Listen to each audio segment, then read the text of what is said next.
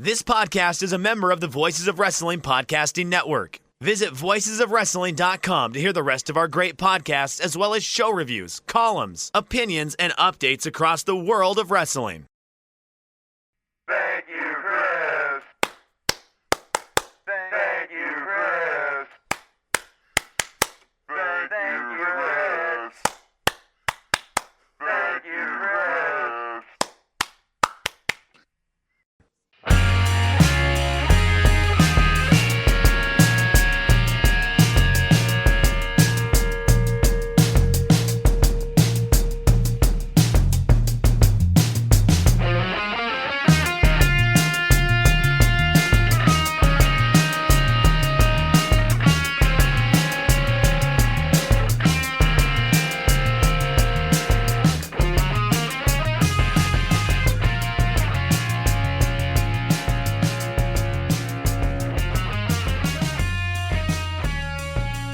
MyBookie presents Shake Them Ropes. Use code ROPES, double your first deposit up to $1,000. More thanking them later. Jeff Hawkins, Chris Novembrino, and Thank you, Chris. one more time. Thank you,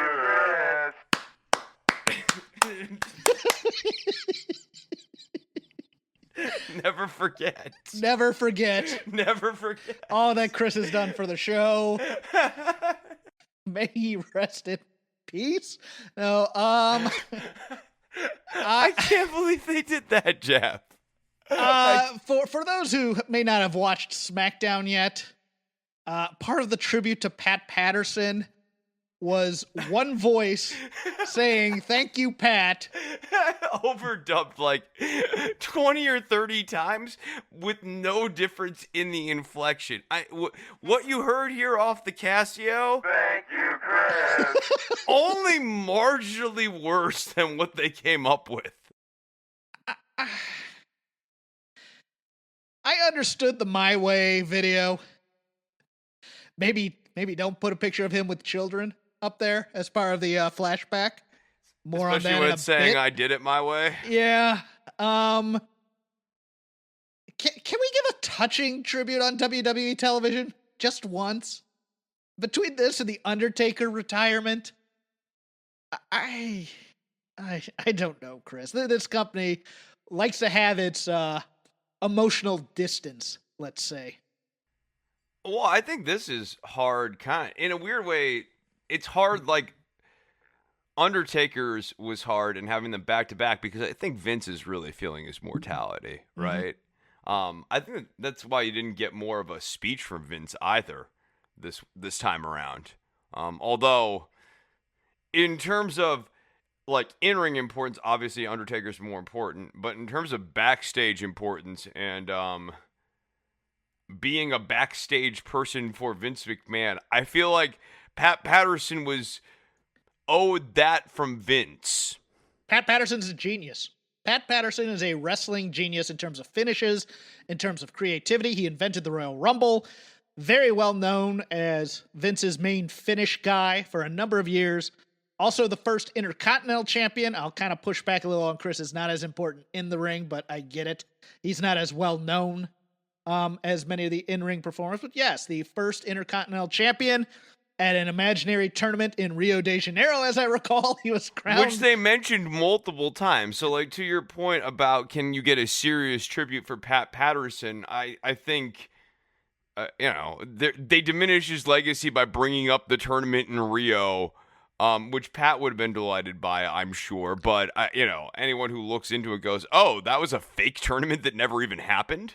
Pat Patterson, a big fan of the work rate guys, so to speak, backstage. Big in terms of modern talent, big fan of both Dolph and Daniel Bryan and the others. His enduring legacy will obviously probably be the Royal Rumble in terms of major accomplishments that are known and a whole bunch not known. Also, basically, Vince McMahon's Guy Friday, would you say? Number 2, consigliere. Would that be a good word for him? Yeah. At times? Utility man. Bagman, if you want to. You cannot Cannot talk about the positives of Pat Patterson without talking about a few of the negatives. Originally fired in the wake of the sexual harassment and ring boy scandal in 91 and 92, later rehired when the company found he had done nothing wrong and charges were dropped.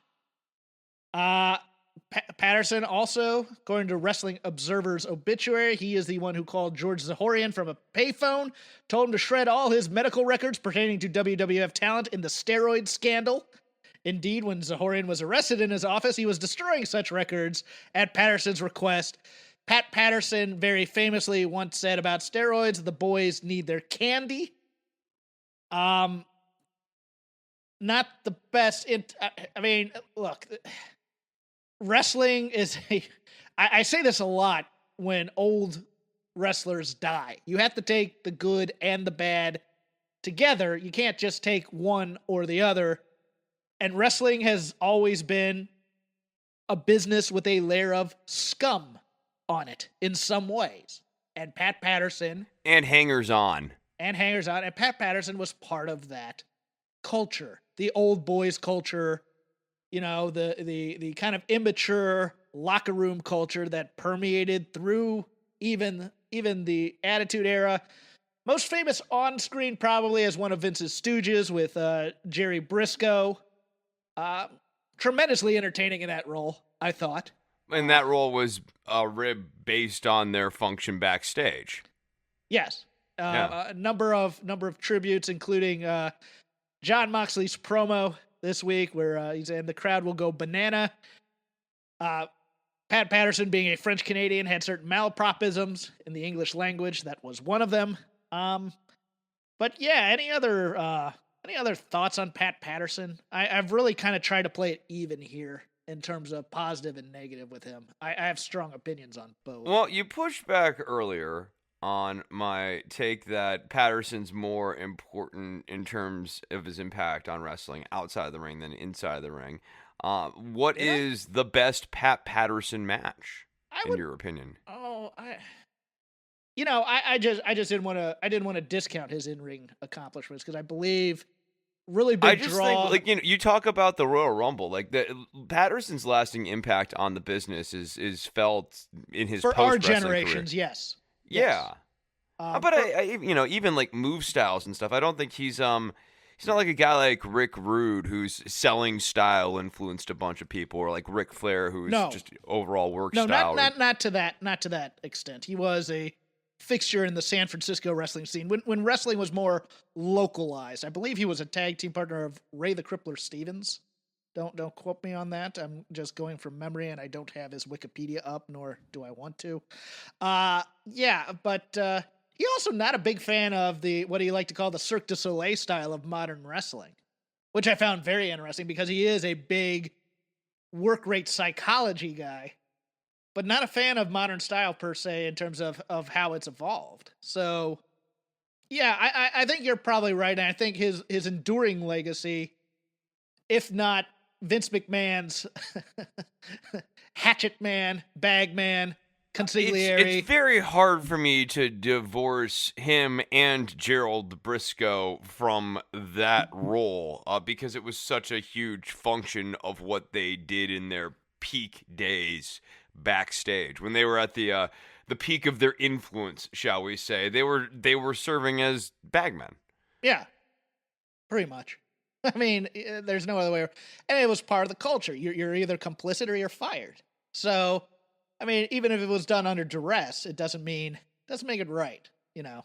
No, but yeah, I mean, for anyone who's familiar with the locker room culture of WWF into WWE between 1990 and let's say 2008,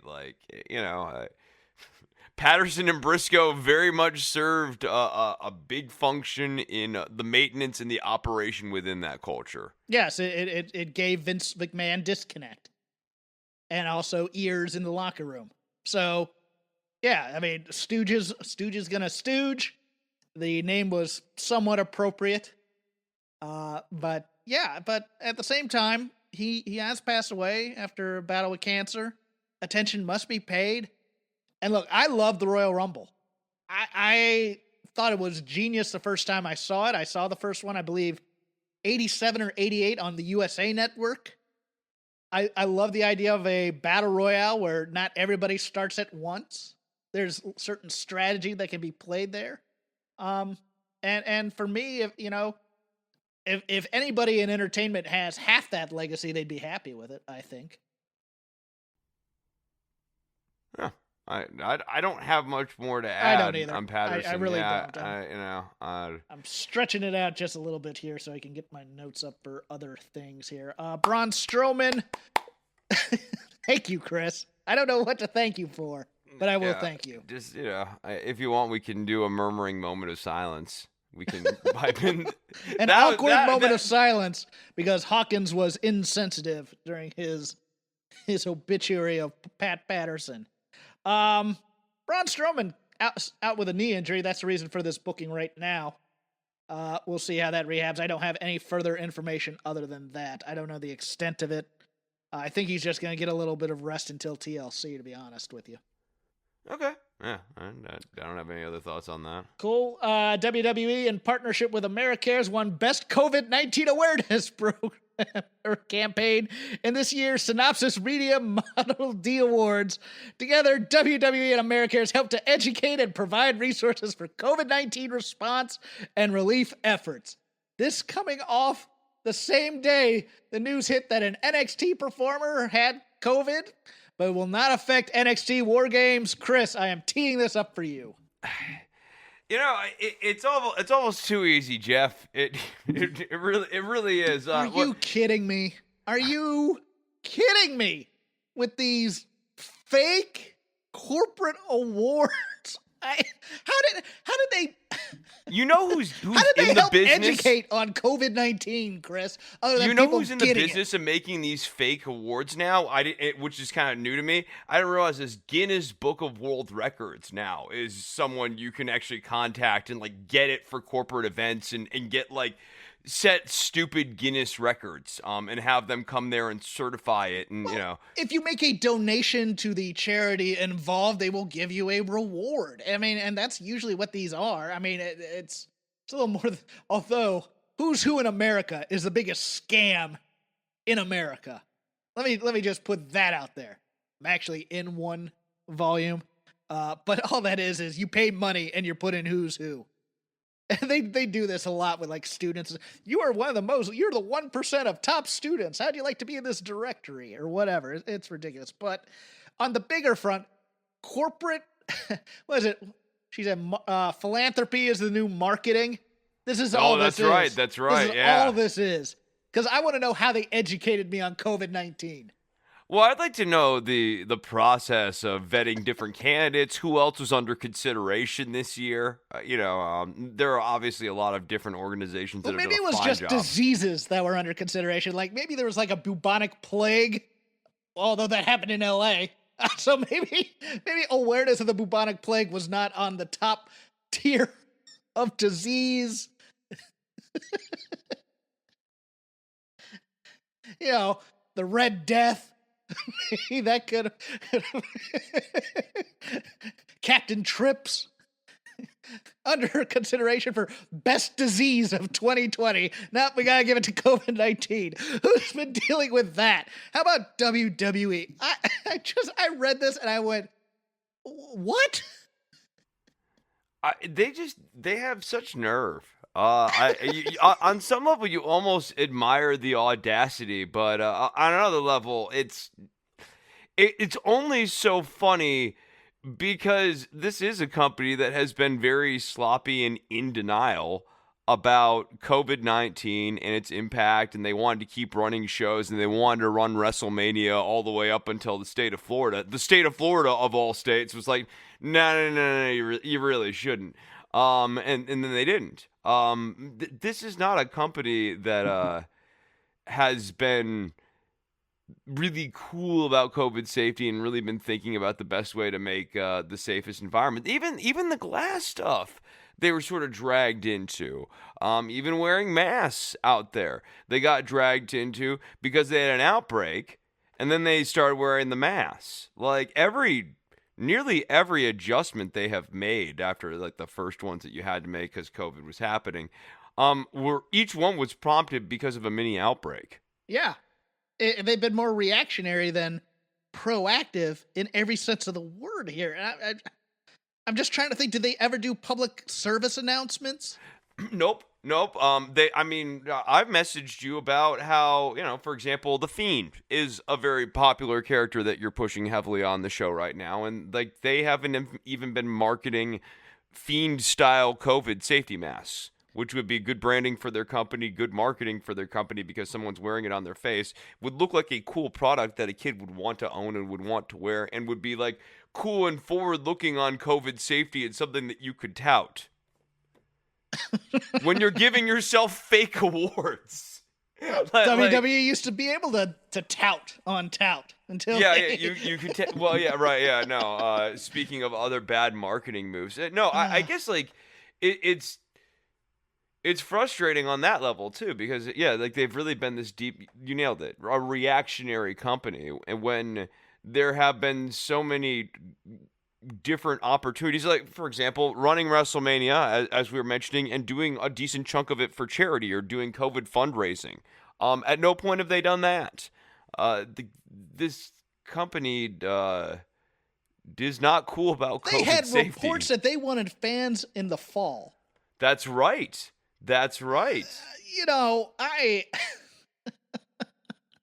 I'm astounded. I'm just, and I don't even mind if they got an award. The brazenness of, they don't deserve an award. They don't deserve it. We know that, but Yeah. just the mere posturing of, look at this award we got.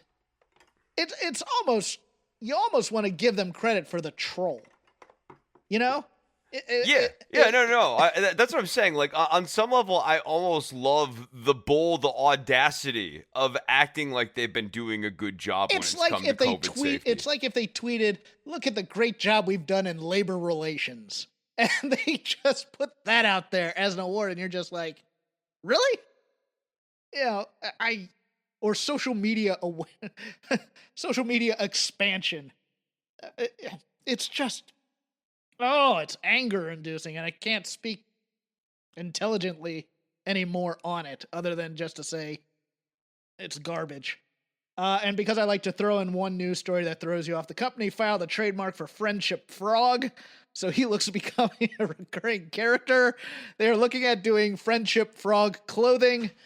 I will also mention that it appears that the Walrus character, based on Paulie, will no longer be on the Firefly Funhouse due to the fact that there is no Roman program, but we are getting Friendship Frog, 40 years old, single, monocle, top hat, probably having a midlife crisis at this point. Yeah, well, he's in the friend zone. That's part of what's bothering Friendship Frog. Good Lord, that ending. Let's get rid of the main roster and maybe anything NXT UK, because Wednesday's obviously the more interesting of the two things to talk about. The end segment with The Fiend and Randy Orton, and Orton treating Alexa Bliss as a child. Yeah. What? And then The Fiend begging, and like now he's sort of this company, man, and it's just inconsistent babyface heel dynamic stuff. Who's the face in that feud? It's Randy, right? Randy's the babyface. I don't know. I don't know, because they were really playing up that The Fiend was begging.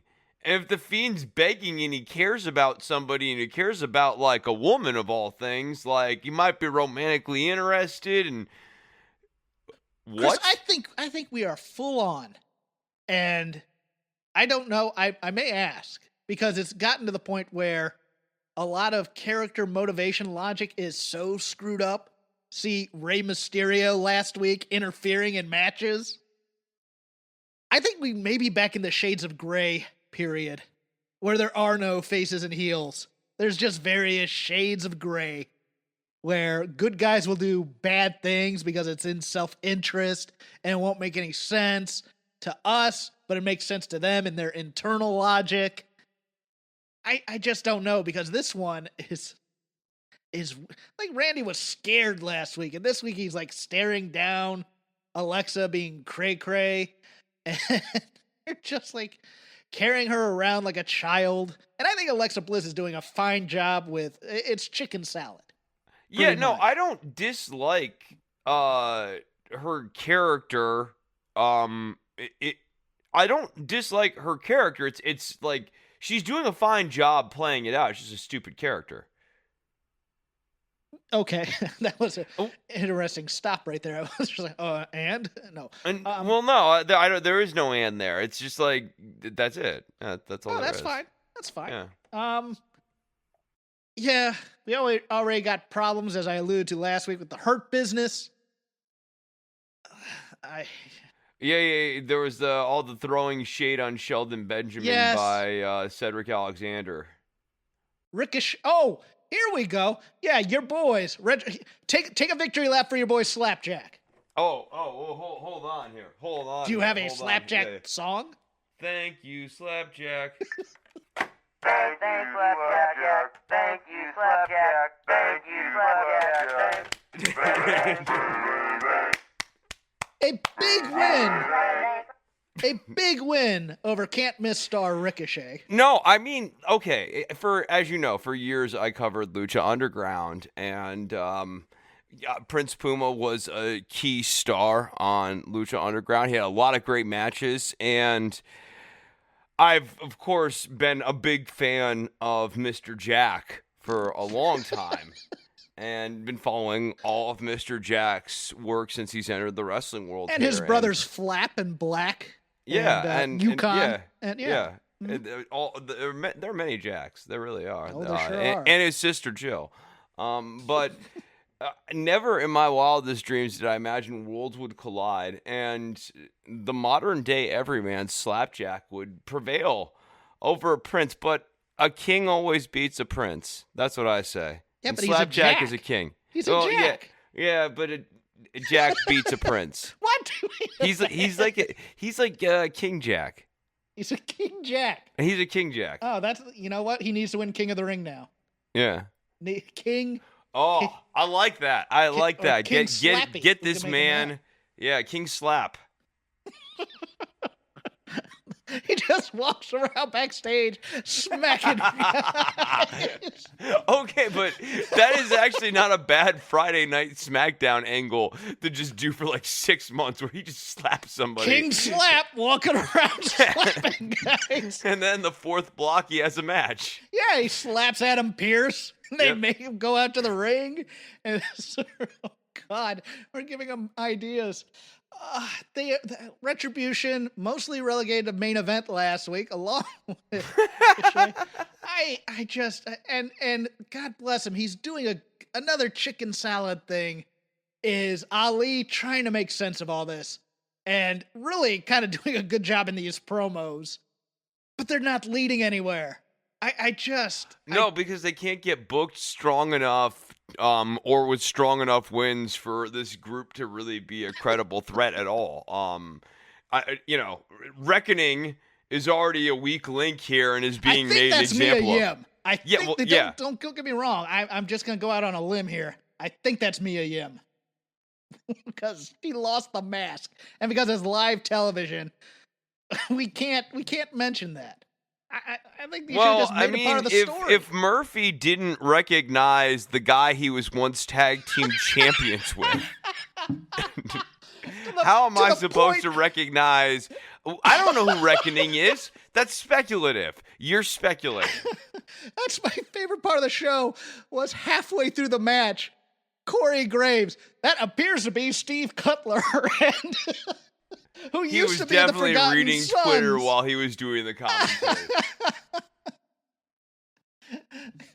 Master storytellers in the WWE. I just, oh my God. Oh, it hurts so bad. Anything else on Raw before I go into my little SmackDown rant? I'm just trying to see if there was anything else worth mentioning here. Slapjack beat Prince Puma. I think that's an important. Oh, we had a match headline. announced for TLC. Lana and Asuka once again facing the women's tag champs. No stipulation as yet, Chris, but can you probably guess what this is going to be? I bet you this is going to be the tables match. What? No, here's the thing.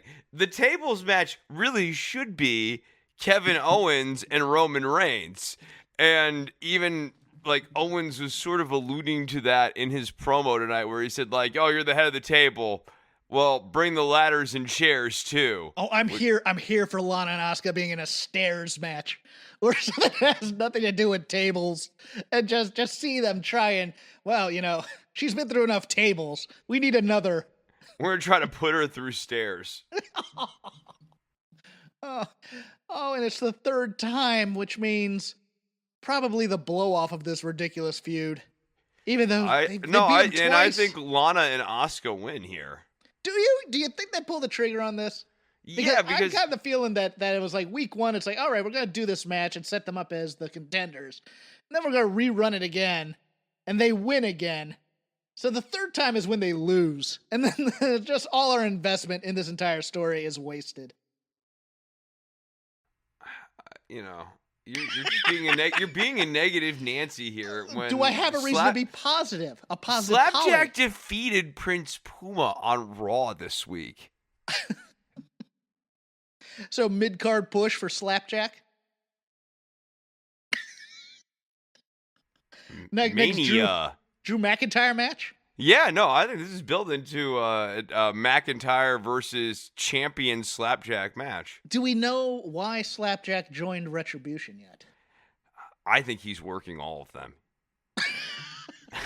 No, go on, because I don't want to cut this off. Please give me the ballad. No. Hold on. The Shake Them Ropes Theater is back, baby, and this time it's Chris Novembrino with the Ballad of Slapjack. All right, so you're familiar with the movie from the 90s, The Usual Suspects, that has Kaiser Soze. Mm-hmm. This isn't necessarily like that in any substantial way, but I think Slapjack is he deliberately nerfed someone who looks suspiciously like Mia Yim, who is of course Reckoning, and was wrestling this week. And you'll notice that T-Bar never gets a match. Why is that, Jeff? I don't know. You're telling the story. No, someone's pulling the strings. So you think that Ali's not the real leader? It's really Slapjack. Yeah, Ali's the mouthpiece. Are you familiar with the idea of the strong, silent type in history? No, Chris, tell me more. A lot of times, people, they will speak softly, and yet they'll carry a big stick. There was one of the presidents was into that. Roosevelt, I think. Yeah. I'm history's great. Yeah. No, history's awesome. Yeah.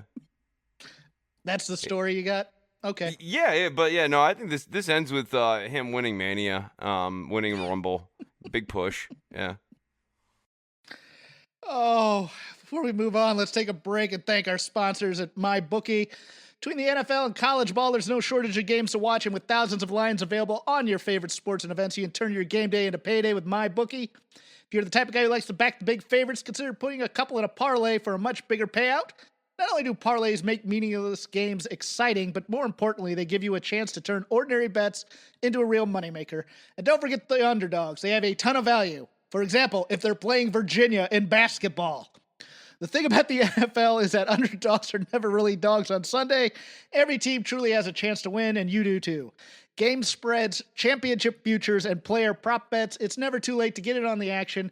Start turning your sports knowledge into actual cash in your wallet. Sign up at mybookie.ag, and when you do, use our promo code ROPES, ROPES, to claim a deposit match dollar for dollar all the way up to $1,000. It's a bonus designed to give you a little help and a head start on your winning season. That's promo code ROPES for you to claim your bonus when you make your deposit. Stacked UFC cards, presidential prop bets, because they still haven't paid out. They still haven't paid out at the major sports books. All the major sports and more. Sign up today to begin your winning season exclusively at MyBookie, and we thank them for sponsoring Shake Them Ropes and other shows here at Voices of Wrestling. All right. It's time to get my anger out and my fury.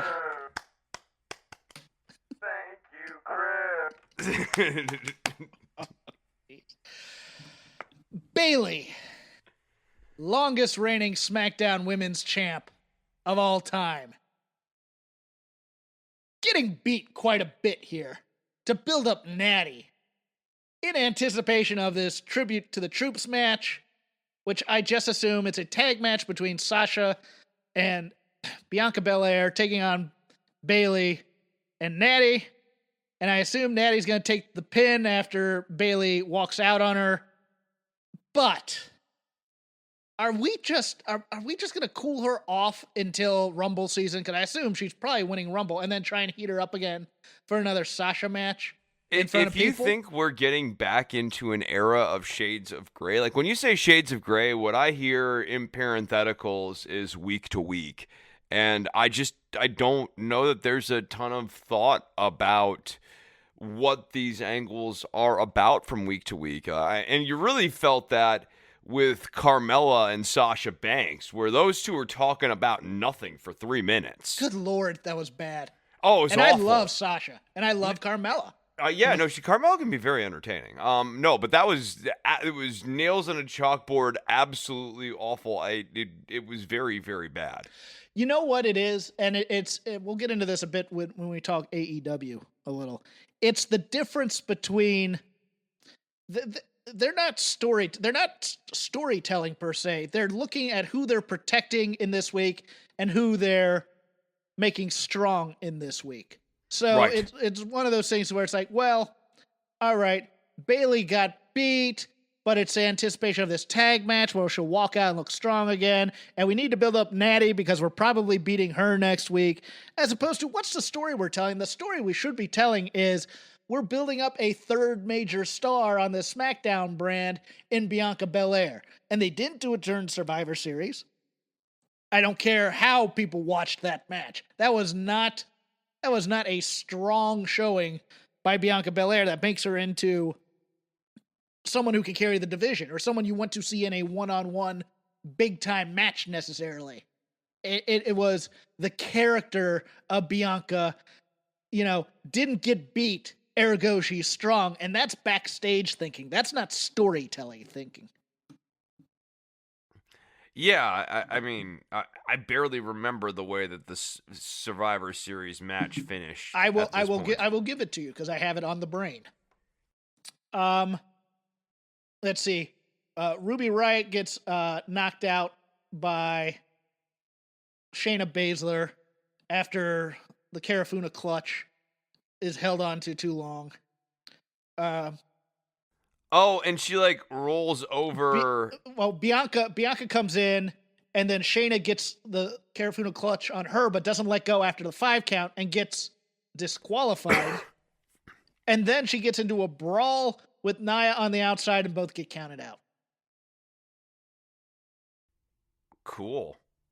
Which then leaves Lana as the sole survivor. and that. We're saying that made Bianca strong. We're saying that made Bianca strong, and it really helped Lana's character. I mean, really more than anything, Bianca would need to have a main event match on Raw or something like that gets 20, 30 minutes. That would help more. I think even if we eliminated this entire Natty story and we build a real feud because you can still beat Bayley. She has been given a whole lot of credibility on this year-long run. She has shown she can carry a division, but you can't beat her week to week. You have to space out the rub that she's been given to different people. It's like after the Brock beating the streak thing, they were going to give that to Roman eventually after winning, and then they decided not to.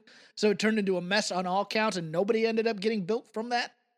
You could have a nice long match with Bianca and Bayley, where Bianca beats Bayley. And then she's given that credibility. But instead we've decided to go a little clever here, and we're going to have her beat Natalya after getting walked out. What does beating Natalya mean in 2020 though? I don't know. I asked this last week. She's not been a serious. When's the last time she's even been champion? But she's a low-level gatekeeper person. And she's has the been... Big Show of the women's division. Yeah. Because she just yeah. turns She every just turns 3 out, weeks. yeah. Yeah. Be interested to see how many heel face turns she's had. Somebody get on that math and let me know. Oh, God, she's got to be up to, like, I would say at least 10 or 12 here over the last 7 or 8 years. I would agree. Yeah. I think it's just one of those things where it's like, you know, like Luger, like Big Show, you just don't care anymore because it's just like, okay, we're going to get this run for a while. She's going to talk about her cats, and then she's going to turn heel. And then she's going to call herself great for a few weeks, and eventually she's going to get pummeled by another act, and then she's going to turn face. Because that's what she is right now. You know, I just find the character dull, to be honest with you. Well, yeah, and to your point, when you flip someone multiple times, you don't care what happens to them either way. And that's definitely the way I feel about Natty. And some people can work their way past that point, but it's asking a lot of people, and not everyone can do that. And a quick note about NXT UK. I enjoy this kind of mini push the Hunt is getting. I liked the promo video. Yeah. I like that match with Flash Gordon Webster and Mark Andrews. Yeah, I like this. Every week I sit in the dark in my closet and imagine this television show that I call NXT UK. And there has been, let me tell you, just an unbelievable amount of wrestling on this show. And I've really been enjoying what I've been imagining lately. This whole show that was centered around the Hunt and Eddie Dennis doing good promos and not being goofy. I had a very good time imagining this week. You want to give reference to that? Well, I mean, everyone seems to think that it's an imaginary show that show. That doesn't exist? I know. Who's the guy who was on the one time? Garrett. Garrett. Yeah. He made that joke, and other people have made that joke too. I'm just going all out with it. I imagine this show every week in the dark in a closet with no heat for several hours. This is a figment of my imagination. A noteworthy night, Wednesday night, in terms of wrestling. Go-home show for the big end-of-year NXT TakeOver. AEW's big event, Winter is Coming. Made for TNT. Built around the Jon Moxley-Kenny Omega match, did the company's best demo numbers of the year. Once again, reading from the Wrestling Observer, including beating Raw in the male 18-34 demo and beating SmackDown in women 18-34, but it didn't beat either show overall 18-34. But what it did was it got 913,000 viewers and a .42 in the 18-49. Best AEW showing of the year. NXT, what didn't they do like 1 million back in September? The demo figure was the best. Okay. Yeah. All right. The you know No, it's the demo's impressive. No, it is. And then Yeah. Then NXT did. I'm looking for this and I can't find the exact number on this. I don't think I copy and pasted it here on my notes, but it looks like. Oh, they did 689,000 viewers with 200, or the main event did 689 with 221,000 18-49. They got waxed in the demo. I think it was like 0.14 or something ridiculous like that. Look, Sting being one of the major talking points coming out of this show. Tony Schiavone exuding glee like I haven't heard in a very long time at Sting. I don't know if they smartened him up to him coming out, but an interesting segment, adding another veteran presence to the TNT and a guy known for TNT wrestling after getting misused in his stint in WWE, in my opinion. I don't know if he has many matches left in him. I don't know if I want many matches left in him. No, I don't know that I want many matches out of him, and I'm already a little worried in terms of, is this going to be a longer-term run, or maybe did they shoot their load? I was worried when they said next week we're doing Sting Speaks. Because Sting Speaks every time they do this, it's like I've seen several Sting speaks. They're always duds. Sting is at his best when he says nothing. And hits I guys think, with bats. yes. And what I would do is, if I was AEW, is I would avoid doing him actually speaking next week, and maybe even take that moment to, like, quote unquote traumatize Sting, to make him not want to speak or say anything and only speak through actions, because that's how you're gonna get the most out of him. And to your point, Jeff, I don't know that he needs to have a match. In fact, Sting was the most over when he wasn't having matches at all. Then how do you use him in a wrestling company? A Deus Ex Machina, like, plot device, like, that stings around. Like, he's like a spirit that kind of haunts the Federation in a way. Like Spectre in the DC universe? I know that. Yeah, may go yeah, over your he head. ca- do you yeah, know he that reference? No. Okay. No, I don't. I'm yes-anding. Just say. Well, Spectre is a cop who died in the line of duty and then acts as a exacting justice within the DC universe. So you have that kind of supernatural force, I guess, who rights wrongs when necessary. How about that? Yeah, right. Like, he's almost like a Jack Tunney type figure, but like a modern day version of the Jack Tunney figure. Like, at any point, Sting could come out, and when things are getting really messed up, there's always this hope that maybe Sting will be the one to come down there and right the wrong. But no, I think less is more with him. I don't want him to have in-ring matches, and I think, the less he says, the better. Not unless it's against Tully Blanchard. Then I'll watch. But maybe a 6-man as a special event one time. He gets in, he does the Stinger Splash, Scorpion, Death Drop, 1, 2, 3. But less will be more, so to speak, in my opinion. Oh yeah, I mean, dude, like, his matches, even in like the last decade, they've not been very deep in terms of movesets or anything like that. For the type of show that AEW does in terms of matches, I think it'd be hard to hide how limited Sting is in a singles match on AEW's product. Yes, the other major news coming out of this, Kenny Omega, now your AEW champion. Screwjob finish with the help of one Don Callis of Impact Wrestling.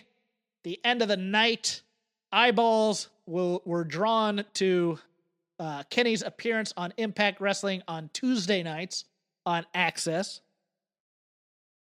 I will not opine right now. I will allow you your opinion here, Chris, before I say anything. Please give me your opinion on this.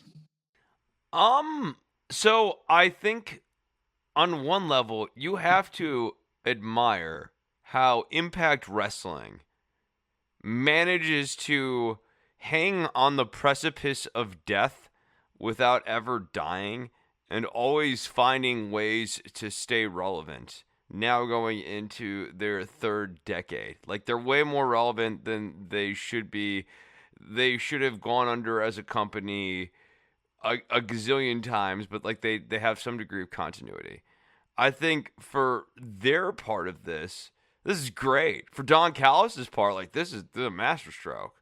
For AEW's part, I think that this hurts the prestige of the title because Omega's character is not a serious Ric Flair traveling heel champion character, despite how he was dressing himself up last week. He's like kind of a goofy banana peel, full of himself, touting all of his like hollow accolades sort of guy, and this finish was so weak in terms of building him.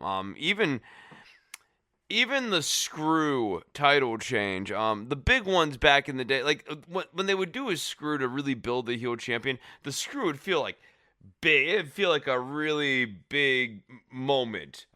Callis getting the mic into Kenny Omega came and went so fast that you almost didn't see it. It's like, oh, what happened? Oh, you hit him with the mic, I guess. That's not how you make a strong traveling heel champion, in my opinion. And I don't like the look. I don't think Omega's a good promo, and I think doing this sort of traveling heel champion angle involves a lot of plot and a lot of talking being moved through the traveling heel champion. And I don't think Omega has been demonstrating a real strength when it's been coming to promos lately. Well, I think that's why Callis may be with this act, and they may be doing a Heenan Bockwinkel type of thing. Even though to compare Kenny Omega to Nick Bockwinkel, yeah, I know. I don't. If you haven't watched those promos ever from the AWA guys, no, they're awesome. They're awesome. like my favorite promos. And I don't dislike Don Callis, but Bobby Heenan, he is not. I felt it was a little too close to being WWE like in terms of the screwing the champ type thing and then running out of the building like Montreal. Just a tad. I do think Impact is in one of its better positions in terms of talent roster of people I like in a long, long time. You have, if there is a working relationship here, and this is what I tend to think. I tend to think a lot of this cooperation is to show AEW as the anti-WWE again, where we will work with smaller companies to help build them up and make, rising tide raises all boats, even though what fans really want is AEW and New Japan to work together. But, I will take a North versus FTR match, please. You probably have some interaction with the Good Brothers in some way with the Young Bucks.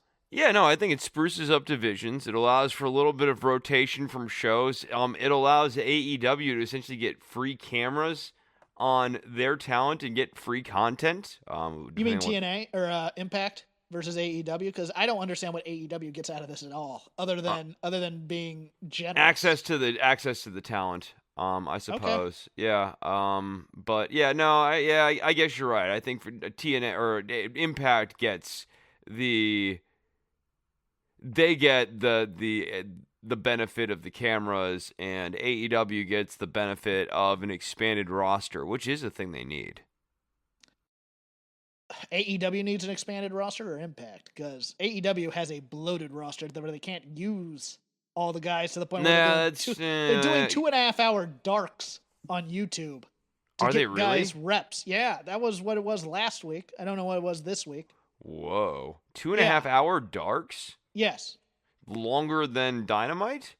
Yes, like yeah, no, I just matches. want to make sure that I'm understanding that, like, Dark is now longer than Dynamite. Yeah, because you and I skip Dark. Yeah, we don't watch Dark. It's one of those things where it's almost a battle of wills, and we'll get into this with NXT a little bit as well, but it's like the online content, having to keep up with that, plus BTE, for NXT, the stuff on WWE.com, it's like you have to keep up.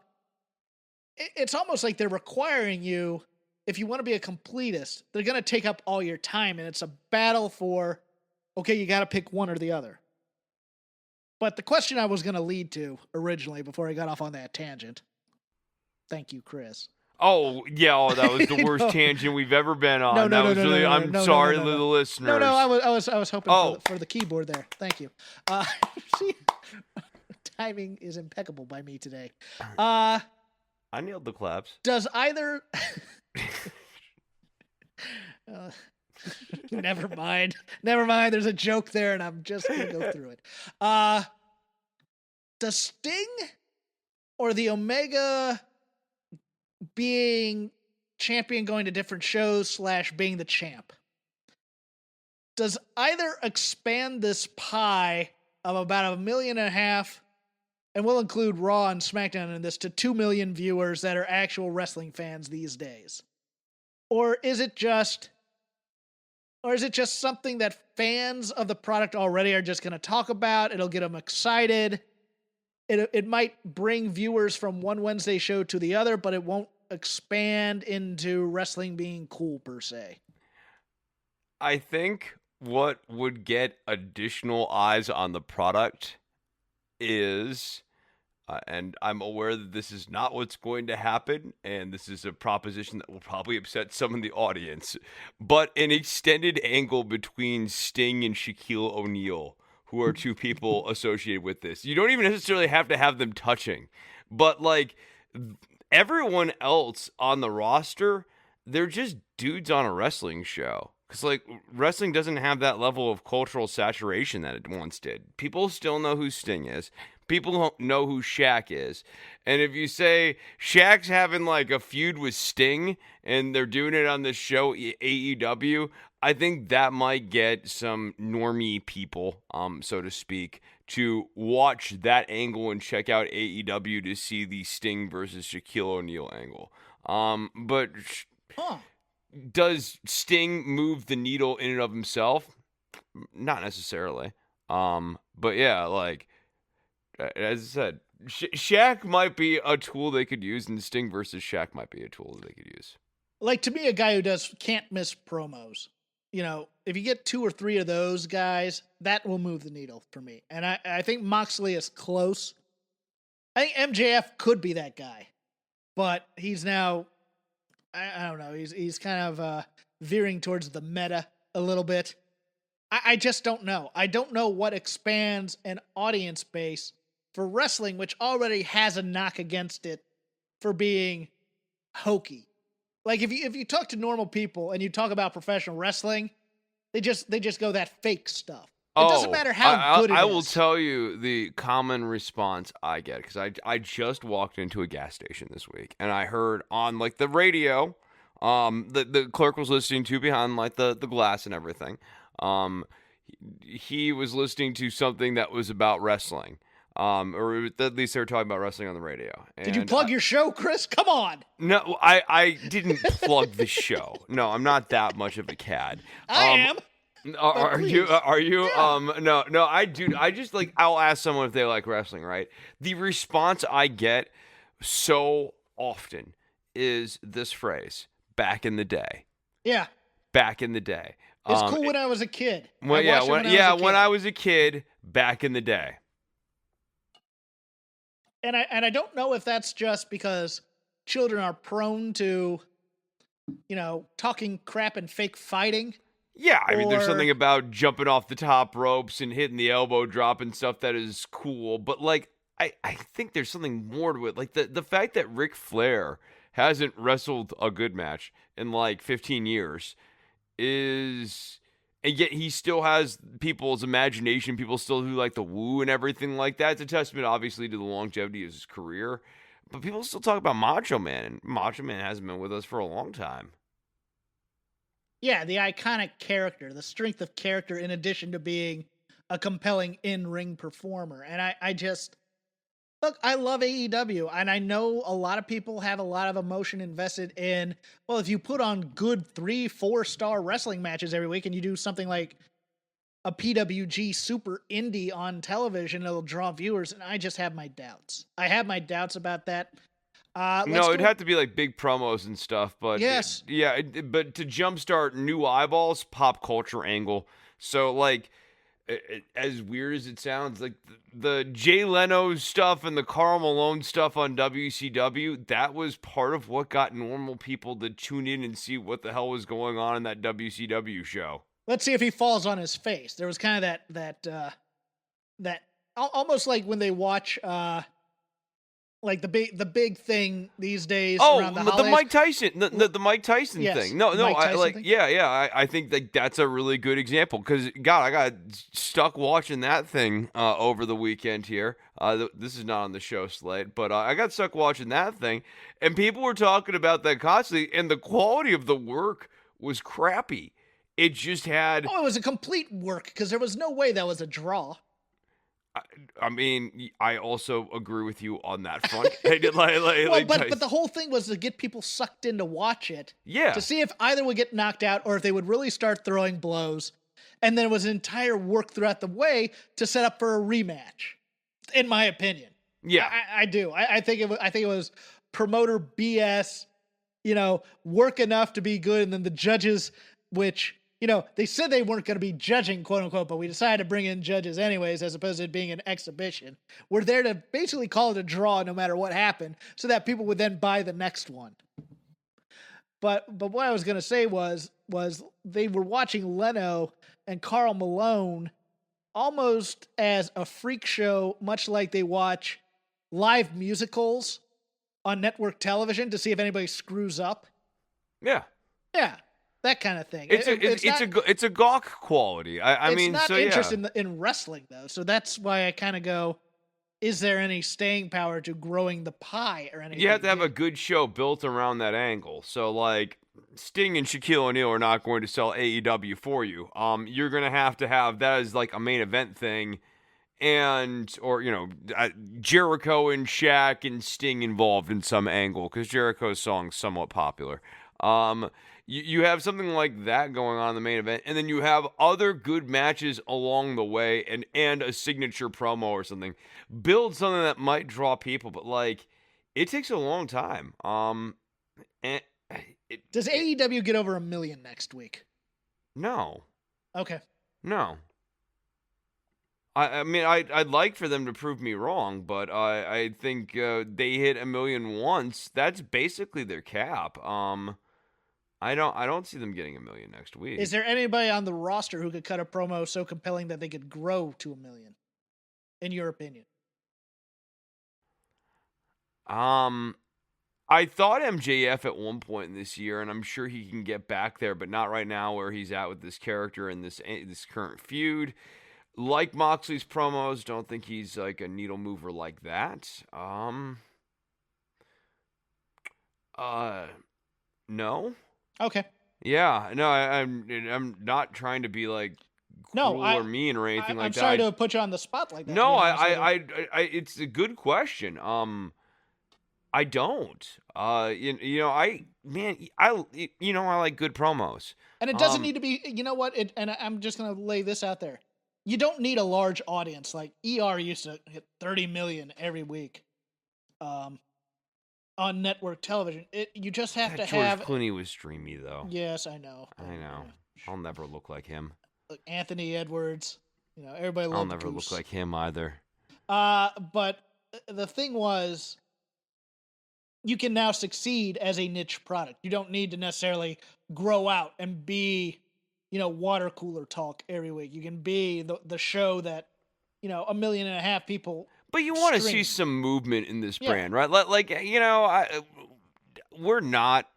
I'm sure people have gathered this who still listen to this show. We're not the ratings wars guys, and you will not be getting passionate week-to-week coverage of the rating wars stuff. Because for me, it's always been about like the longer trend. Do they break 1 million? Do they break 1.5 million? Do they break 2? To your point, I don't think they need to like be pulling in MASH finale numbers every week. Right? Well, let me cut you off because you raised my next question before we move on to NXT. Is this a death knell in terms of the balance? I mean, does this 900,000 number continue, or do we go back to more the 800 versus 750,000 type viewer levels, or is this 960 to 600 from here on out? That's what I just have a very hard time seeing it going regularly beyond 1 million. I don't. I mean, wish... but what I'm saying is, does NXT have a problem in terms of they've now become old hat? And I do tend to think... No, they've totally become old hat. It's kind of crazy, dude. Like NXT UK right now feels more like NXT. It feels more like a wrestling show than NXT does. Yeah. No, it has more of the flavor. So NXT US is no longer a hot brand. What I do think AEW's performance is indicative of is that NXT and the Vince strategy for NXT, or whatever the booking patterns are that are going on around NXT, have just completely devoured the credibility and the goodwill towards NXT US. And that's a damn shame because there are good stuff on NXT US, like for example Pat McAfee. But like the way they do all of the mid-card booking on NXT US is just this feels like main roster malaise, and especially just because you brought that up, the Jake Atlas reboot here. Oh my God, that promo. Okay, that promo felt like it was from the 1988 Cocaine Before the Promo era. I am so excited! Yes! I won! A week after getting the enhancement talent entrance, where you just have your name on the chyron and get crushed. Now's the time we got to reheat up Jake Atlas, who should be a star and should be out there. I get mad about this because AEW wanted to put him on the forefront of what they wanted to be in terms of diversity, Sure, marketing, and he's just a dude who they're trying to build up into another cruiserweight match with a guy that has so much more star potential, even though his flunkies are now getting beat left and right, which makes him less special in some ways, because that entire stable just looks like one guy in 2 red shirts. Yeah. That's not uncommon, though, whenever they make stables like that. Other things I liked on NXT before we get to the preview of War Games here, which we can talk about other things. I liked the simplicity of the build for the strap match. You have an enhancement match. Cameron Grimes beats the win. He brings out the strap. He whips the guy for a couple times. Cuts this promo about how, with false bravado and everything, not paying attention to what's going on. Loomis is behind him. And then it freaks him out. He gets whipped a couple times and has to run off. If this feud hadn't been going for 6 months already, this would have been an awesome promo, in my opinion. Yeah, no, I thought the beat was great, and Cameron Grimes as this character is a hoot, and I think they do a good... Because of his match style, whenever they need to rebuild him, he gets rebuilt pretty successfully, I'd say. I agree. Yeah, but this is fun. It's still weird that Dexter Loomis is a babyface stalker. Babyface serial killer almost, even. Yes. With some Anti-hero. connection to the undead anti-hero. Yeah. Yeah, it's such a... That's the guy. That's the face of our division. That guy right there. And they zoom in and the crowd's like, Dexter. Thank you, Dexter. Thank you, Dexter. And, and obviously, after that, it's like, well, who else can we get that's a serial killer? How about that slapjack guy who wears a hockey mask? That guy's he's not a serial killer. He just has weird twitching. Why would you say that? Something I liked, but was a complete waste of time. I love Everrise.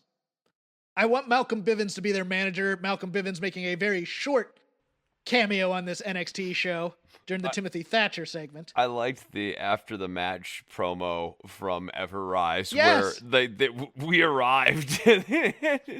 Some of their best stuff is on WWE.com on social media. I retweet it as best as I can. It should be on the TV to explain these guys and their delusional heeldom.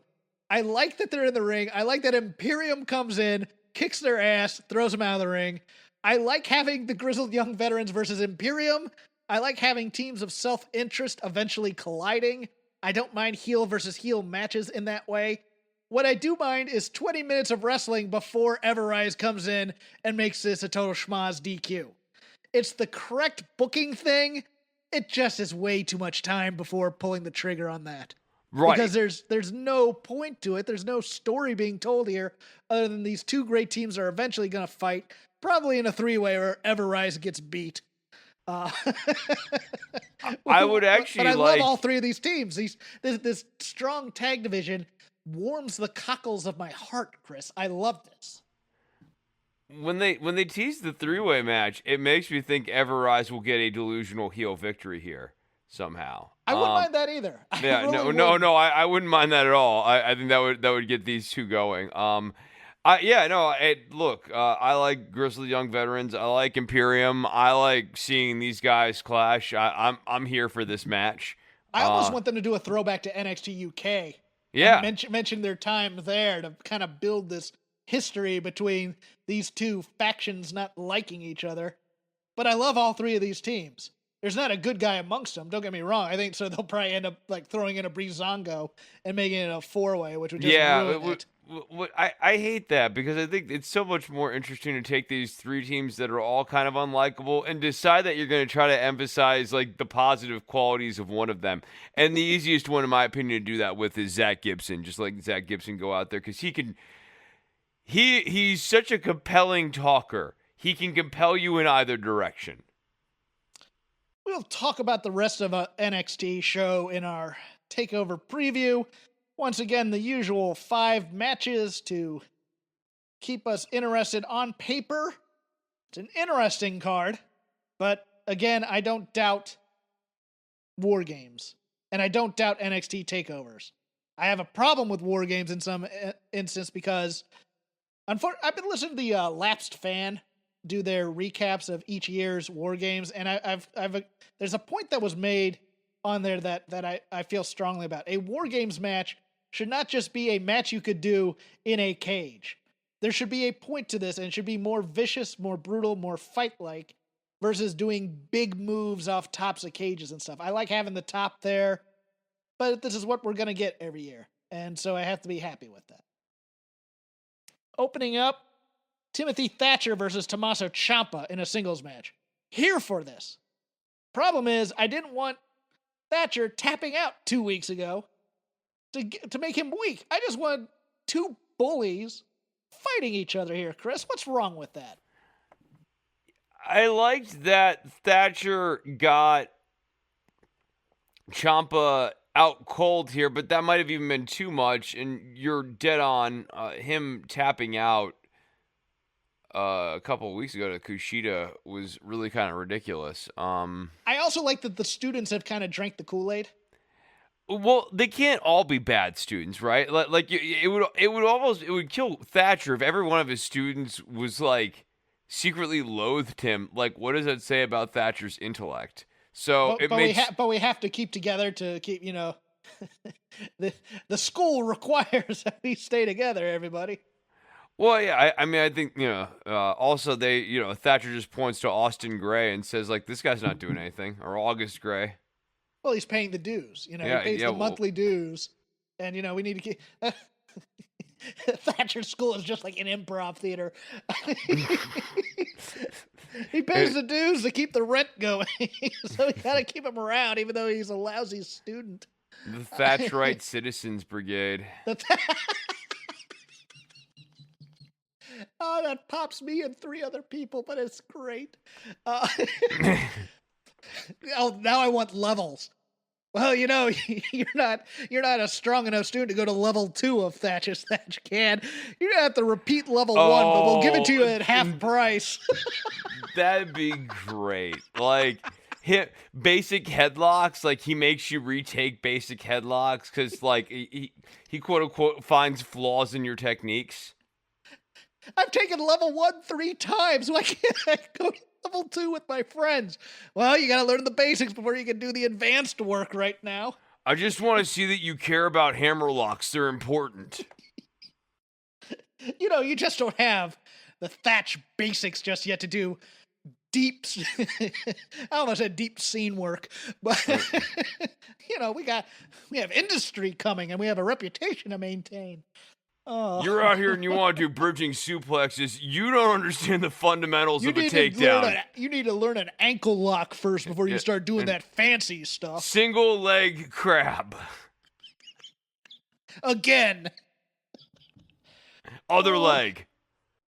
Who do you have winning this? In the War Games? No. Thatcher Ciampa. You're already done with this show. The hell with this. No, I'm not. I'm very into it. I'm into this show. I think that Thatcher beats Ciampa. Oh. Interference or yeah, I think maybe we see the debut of a new student. His best student, his star pupil. I just think Ciampa's too big of a name to beat here. And I just think they just don't view Thatcher. I think they view Thatcher as amusing, and they can build him up as a tough guy occasionally, but I don't see where he goes after beating Ciampa. So I think Ciampa gets built up to face, who's the champ? I can't remember. Oh, yeah, I know. Finn That's Balor. what I was, Finn Balor. See, whereas I see Thatcher as the more natural guy. So, like, Thatcher, Okay. if he wins, he can go up against Leon Ruff and say that Leon Ruff's not a legitimate champion, because I think Ruff's going to win that match. Or he can go up against Finn Balor. Both of whom are kind of more natural. I wouldn't say more natural, but reasonable and logical fits. You know what? You've talked me into it. I'm going to change my mind and say Thatcher wins this to get built up for a title match Yeah. of some point. Okay. Because I guess you can always heat up Ciampa at any point because he's such a presence and such a fan He's favorite. a former champion and like an icon of NXT branding. Yeah, no, he's the guy who does not need the win. Dexter Lumis versus Cameron Grimes in the aforementioned strap match. I want to know if this is just a pinfall or if this is one of those four corners BS strap matches that you do where you connect the two guys and they have to hit the four corners in order to win. I hate those matches. I hope this is just one fall. But I'll go first here. I think because WWE booking is quite predictable now in NXT, I think because Dexter Lumis got the upper hand, I think Cameron Grimes wins this. Somehow wins this. Yeah. Yeah. To the moon! To the moon. I got it. He is such a character. Yeah. I think I'm gonna go the other way. I'm gonna say Loomis wins. I Okay. just I don't think they're emotionally invested in this feud, and they're not particularly worried about either guy and building either one. Leon Ruff, your NXT North American champion, getting engaged to NXT referee, who was also a former talent, by the way, taking on Johnny Gargano and Damian Priest in a triple threat match. What did you think of Leon Ruff getting a win on the Go Home show? I mean, he needs wins. They need Yes. to present him as credible. Yes. Yeah, so it's better than him not getting a win. I just don't think they've done a very good job with him. I agree. Yeah. You think Leon Ruff wins this? Does he win banana peel when the other two fight? Is it a strong win for Leon No, Ruff? it's gonna be banana peel again. They're still not invested in the guy, and you see that in the entrance and everything. Like he's a punchline to them still. I think so. I think that's gonna stay. But I think he's gonna get a banana peel win.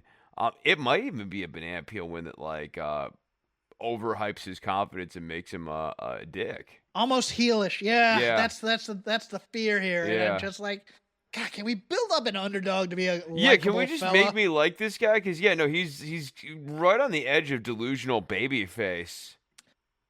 Here's how I think it goes down. Just viewing it right now. I think eventually this three-way breaks down and Gargano and Priest end up teaming up to take out Ruff in a big spot, say like a table breakage or something to that effect, and those two fight. And then at some point, Ruff sneaks back in, throws out Gargano, pins Damian Priest for the win. Oh, okay. Or I think maybe Priest takes the fall here. Yeah. And that builds to Leon Ruff versus Damian Priest. Yes. Yeah. Okay, so we agree there. First of the two War Games matches on your card. Don't know where they'll be on the actual card, but the Undisputed Era, Adam Cole, Kyle O'Reilly, Roderick Strong, and Bobby Fish. They of the Blues Brothers Reservoir Dogs suits, going out to dinner, acting kind of faux horsemen, taking on... I love how they call this Team McAfee. I thought they were going to call them the Kings of NXT, but it is Pat McAfee. And they're The not best- for the brand? I thought they were for the brand. Yeah, Pat McAfee, Pete Dunne, Danny Burch, and Oney Lorcan. I just love the simplicity of Pat McAfee saying, "We're great and you all suck." Yep. I think that is such a great heel move. I love his fake bravado, and then when Pete speaks, kind of the shock and awe on Pat McAfee's face as, holy crap, I got a killer on my team, and it just increases his bravado and also Danny Burch's. I thought this Undisputed Era vignette wasn't good. There was nothing to it. There was nothing to it. Yeah, right. No, I agree with you. They're It in wasn't suits good. and they're going out to eat, and and the problem is they're not talking like real people. They're talking about The Thing, which is a killer in action movies and improv scenes of all varieties, talking about The Thing. Hey guys, what are we gonna do in this War Games match? I don't know. Let's just fight people. Okay, that's great. There's no depth to it. There's nothing to this. No, what you need is like Bobby Fish being like kind of a goofy jerk, trying to like pour Showing peppers. some personality. Yeah, Each like of them trying needs to show a put little salt personality. onto everybody. Like he's like, I'm gonna pour salt on you. You know, like that guy. Like they're actually having fun. Like the message you want to get across here is, unlike McAfee's team, which, as McAfee does a great job illustrating repeatedly in this promo, is a team that is not built around love. It's a team built around money. He doesn't actually even really like Lorcan and Birch. He only hired them because they took out his first assassin, and Pete Dunne. He likes Pete Dunne, but like Pete Dunne, it's clear doesn't But like Pete him. Dunne doesn't like anybody on that team. Right. They're He there. has a personal vendetta against Roddy Strong and the rest of the Undisputed Era. And the money's good, Yes. as McAfee likes to point out. So what needs to be love me some contrasting that? mercenary thinking. I love me mercenaries in wrestling, Chris. That's what I So love what needs to about be this. contrasting that is the Undisputed Era having love and friendship and community, and like support, and it like there are all the things that are absent from McAfee's group. And it They're needs not to go, they're and not it needs hot to go shotted. through. They I was have gonna say- I'm sorry. They're not. They aren't hot shotted together like McAfee. This is Yes. a team that paid their dues and won through time. They're not fake. They're not allies of convenience. They're friends. Those are the contrasts that need to be there. Yeah, and I think it really needs to go through Kyle O'Reilly, Yes. who after the Finn Balor match kind of got a nice rub as being, tough guy who failed valiantly.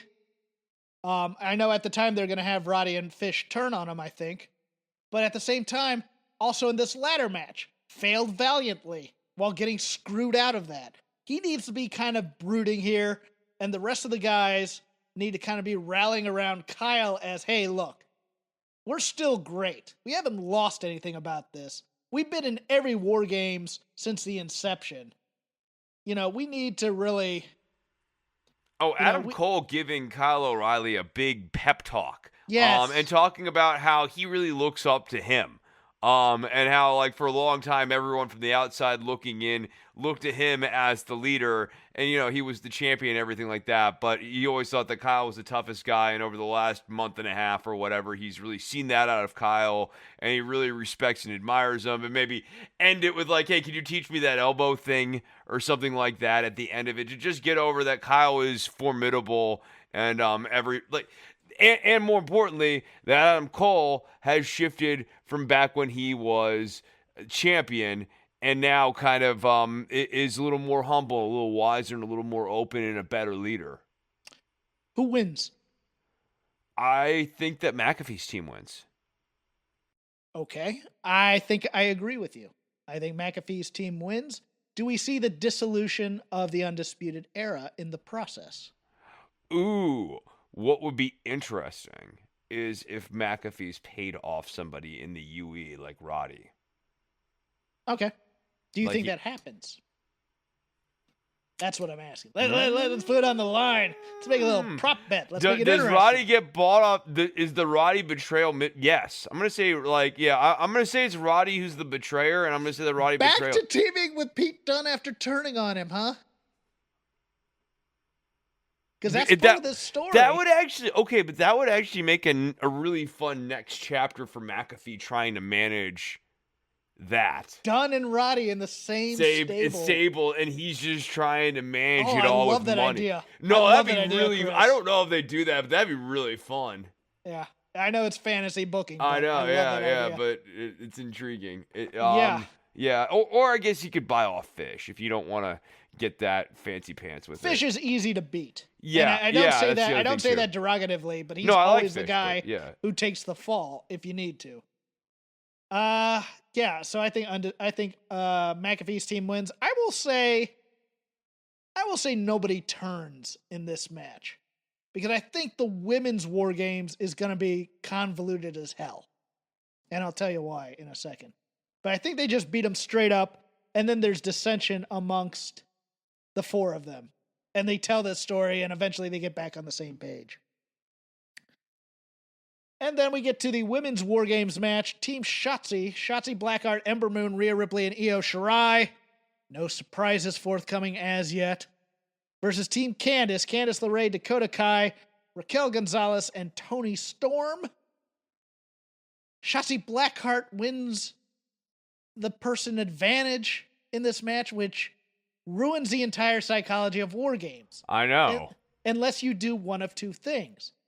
Somebody gets knocked out before the match, or there's a heel turn within it, or somehow the baby faces can't even the odds. Like you gimmick the cage again, or something to that effect. And that's why I think this is going to be convoluted, because I think there's a story here, and I don't know what it's going to be. I don't know if it's going to be Rhea and Io not getting along. I don't know if it's going to be, like, my thought was possibly some heel gimmicks the babyface cage, which leads the first person in the War Games, probably Io, to be stuck with a 4-on-1 beatdown. And then eventually they get the other people freed and becomes 4-on-4, the match beyond. Or you get Indy Hartwell coming into the cage to make it 5-on-4. This can't go on straight. Yeah, and I don't know how. So I think I've got it. So the advantage for the babyface can be turned into a disadvantage because there are more heels outside of the cage than inside of the cage. So the heels can get out of their holding cage and attack the babyfaces who are still stuck out. So essentially, like you turn what would be the man advantage into the man disadvantage outside, and the heels gain advantage on the outside. Because I don't know who's the betrayer out of these four. Like, maybe there's some dissension between Io or Rhea or something like that. Maybe. I hope to God they don't turn Rhea heel. I know, right. I mean, they might do that because they've been lazy with how they book her. But, like... And it was terrible. Bringing in her own personal self-doubt after that terrible booking of her in WrestleMania. Why would you do that to a person you want to be a star? Because you don't want them to be a star. A person who's very obviously star-level talent. I want to make it clear, I like Rhea Ripley and think she is a star. It's just, if you don't book them like that, then, they are what they are. I mean, when this was originally a TBA instead of Io Shirai, I thought possibly Sasha Banks as number 4 because this is... the kind of the Kevin Owens thing, but this run of Sasha is to keep her happy, and I know she really kind of wants to do these types of things, these legendary matches like War Games. I just don't know. I feel like this is going to be way overbooked. And after last year... A match with Shotzi Blackheart. Really? You think that's going to be overbooked? Oh, she got her tank. She has superpowers. I'll tell you, she's good in a ladder match. Like, there are she has certain. She's good in the hardcore garbage matches where she has to do stunts. She's got a charisma about her. She works for some of this branding stuff. Like, there are lots of things that Shotzi does well. I will give her that. I just think after last year and the real, I mean, it was convoluted booking, but it was fun. Watching the Tegan Knox turn that Dakota Kai did, and seeing a 4-on-2, but it's usually you have to do that 1 year and then you have to kind of back off and do the normal 4-on-4. I just don't see how you do that with the baby faces having the advantage because it ruins the psychology. And I think Rhea turns on her team. That's I think the big spot here is that Indy Hartwell at some point comes into the ring and Ember does the Eclipse off the top of the cage. That'll be my call. I think Io Shirai does a moonsault at some point off the top of the cage, but I think also we get an Eclipse off the top of the cage at some point. I'll call that spot.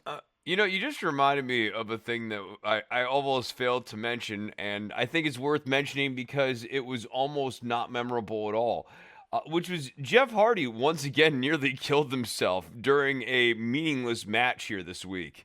The Symphony of Destruction match? Which I completely glossed over because I have no interest in it. No, I have no interest in it, but he nearly killed himself with that ladder. Yes. Yeah, that was insane. Yes.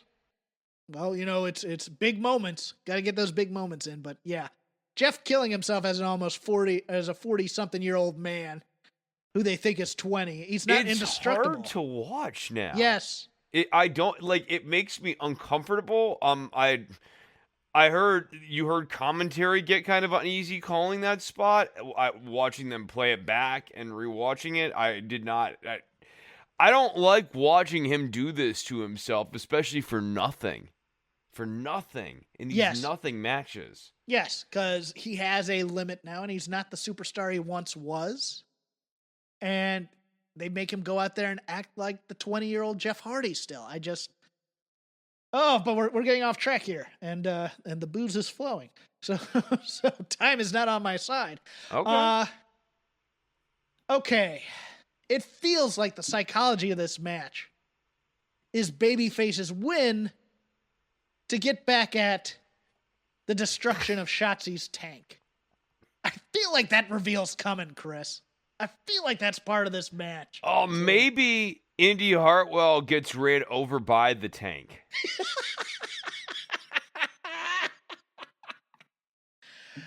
I hope Rhea Ripley does not go heel. Although, I would be here for a Rhea Ripley, Raquel Gonzalez women's tag team title run as Twin Towers killing fools.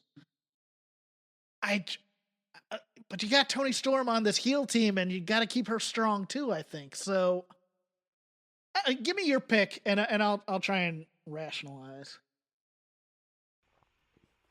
I think babyfaces win this. Because they really, this company does like Shotzi Blackheart as a branding tool, and that's what I'm gonna stick with. I'm gonna stick with the Shotzi being the driver here, and she's the star of this match. Is there a heel turn, or is it just we get 5-on-4 with Indy Hartwell coming in? Yeah, I think Indy Hartwell comes in and evens the odds. Maybe she gets into the ring really early. And so while all she comes in as part of Team Candace, and they say, well, it's not against the rules because it's no DQ. Right. And they just more explain importantly, the match hasn't started yet. Yeah. Oh, yeah. The match beyond hasn't started yet. Okay. Yeah. No, yeah. I will go with you on that pick. I will say that babyfaces win. I do not think there will be a heel turn either, but I do think the 5-on-4 will nullify the babyfaces man advantage. That's going to do it for us. We'd like to thank MyBookie once again. Use code ROPES, double your first deposit. Everybody, please stay safe out there. I'm a little emotional over what's happening in Los Angeles and the lockdowns, but I will not be seeing my family this year for Christmas. Make the sacrifices you need out there. You can follow me at CrapGame13. You can follow Chris at Chris Novembrino. You can follow the show at Shake Them Ropes.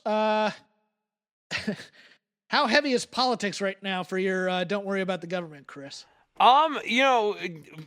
December's always a little, it's a little bit lighter because, like holiday season and all that stuff. But I actually got, on the video side over at patreon.com/DWATG, there's like 2 video episodes up. It looks like now, because I'm working during the week, I will be taping stuff and then get around to actually editing the audio here over the weekends. But there'll be 2 new episodes out here. And if you want to hear me talk about Neera Tanden, who doesn't want to hear about Neera Tanden? Who doesn't love talking about Neera Tanden? You can hear that over on YouTube right now. There's a YouTube clip from episode 493 up there. So go and check that out if you want to hear me talk about her. Thank you, Chris.